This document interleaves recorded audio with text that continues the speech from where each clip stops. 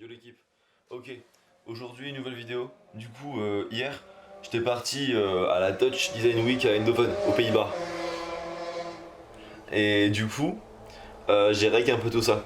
Là, je vous prends en post-prod après l'entraînement. Bon, l'entraînement il a duré un petit moment et là, je suis de retour à la maison. Après le repas, du coup, pour vous parler de tout ça. J'ai les rushs, j'ai la voix off, du coup, on va partir là-dessus et puis c'est parti.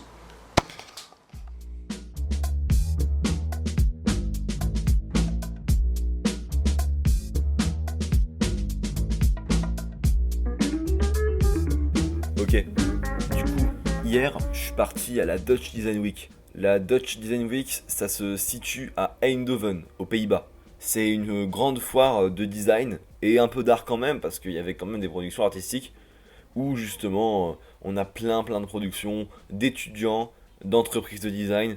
Donc vraiment, c'était vraiment un gros regroupement, une sorte de foire en fait. C'est vraiment une foire d'art quoi.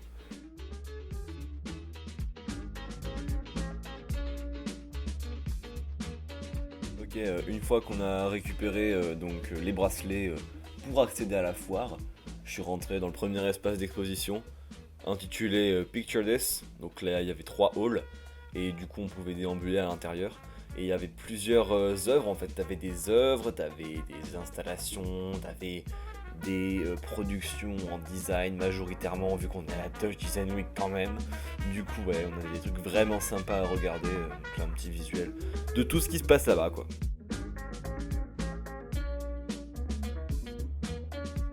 Alors cette œuvre-là, je voulais vous en parler parce qu'en vrai, je la trouvais super intéressante.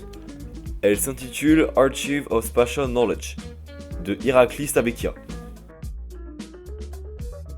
Donc le projet Archive of Spatial Knowledge, c'est une plateforme digitale à la base qui a été réalisée pour collecter et préserver des informations spatiales et sociales de la mémoire des individus qui ont été forcés à être déplacés ou en tout cas qui ont été retirés de leurs droits spatiaux. Droits spatiaux, j'entends par là habitation, etc. Ils ont été un peu expulsés de leur lieu d'habitation.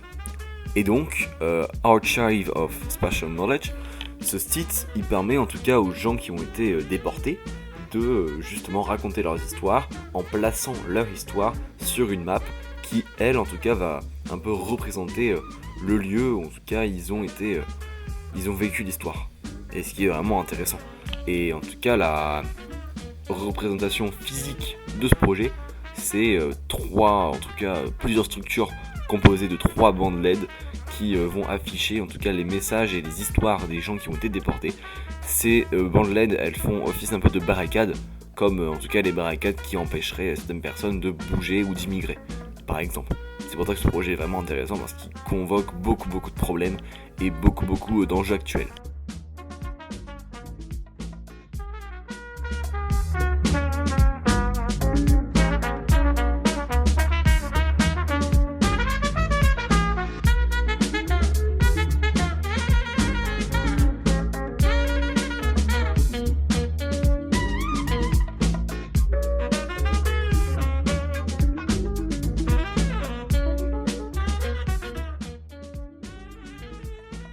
Ok, donc du coup, après avoir un peu déambulé dans le premier espace de la Dutch Design Week, je suis parti en centre-ville, à Eindhoven, pour justement aller voir les productions étudiantes.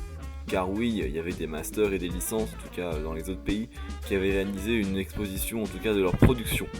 Et c'était vraiment intéressant, j'ai pu poser des questions à certains d'eux, et au moins j'ai pu découvrir un peu des pratiques et en apprendre plus sur la production.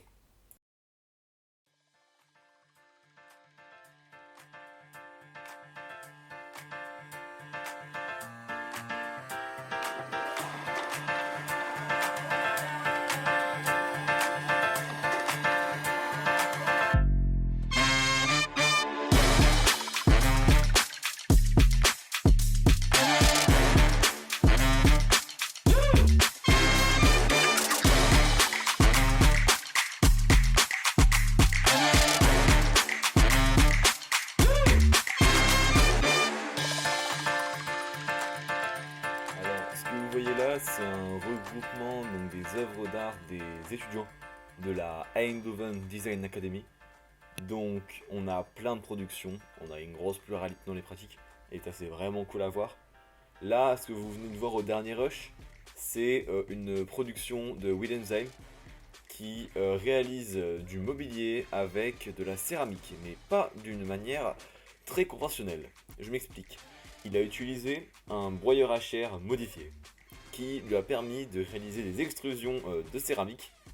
Donc il a disposé autour de formes et ensuite, après avoir séché, ces formes formaient du mobilier. Donc on a vraiment un négatif, par exemple de cylindre, négatif d'un peu de tout. Il avait fait ça aussi avec des pots et tout ça, où il avait mis la céramique à l'intérieur, ce qui donnait un tabouret à la fin. Et donc après on a une autre pratique où il met de l'air compressé à l'intérieur de l'argile, ce qui permet d'avoir des sortes d'objets à la manière d'éléments archéologiques, ce qui est vraiment intéressant.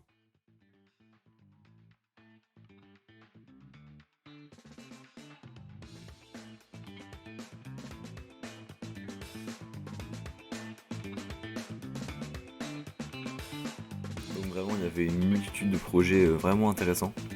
Et ensuite, en déambulant un peu dans la ville, j'ai pu trouver quelques endroits avec des prises de vue vachement cool à faire. Notamment au niveau des buildings. Car il faut noter que dans une grande ville comme ça, c'est logique qu'on ait des immeubles. Du coup, là j'ai pu réaliser des prises de vue vraiment sympas, et là je vais vous en montrer une qui m'a particulièrement interpellé.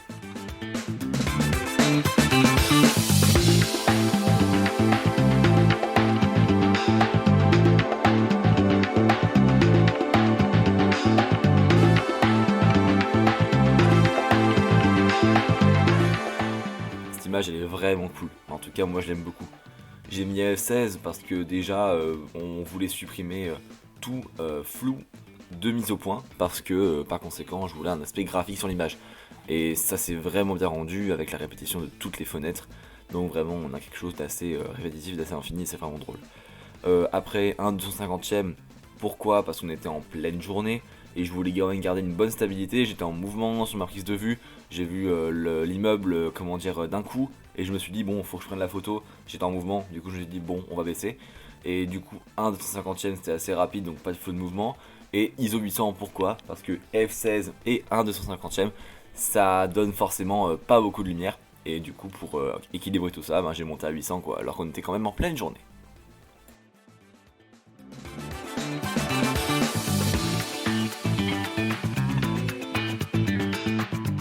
Et donc par la suite, il y avait encore des projets donc d'étudiants et d'artistes, et on est rentré ensuite donc chez nous. Faut savoir que la Design Week était encore plus grande que ce que je vous ai montré, car il y a 4 ou 5 zones en fait dans tout Eindhoven. Du coup, on peut pas forcément visiter ça en une seule journée. La Dutch Design Week, ça se passe tous les ans.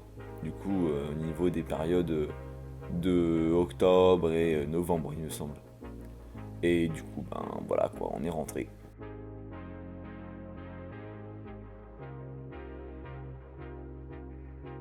Ok, donc fin du vlog, voilà. Donc j'espère que ça vous a plu, en tout cas moi j'ai vraiment aimé. Genre vraiment les expos à l'étranger, ça change totalement de ce qu'il y a en France quoi. Vraiment, il y a plus de pluralité, après il y a quand même des artistes étrangers qui viennent aussi en France, du coup en fait finalement ça se ressemble. Donc voilà, les prochains vlogs, sûrement de l'entraînement ou autre, on verra bien. Peut-être des tutos, un truc du genre, on verra. Bon allez, à la prochaine.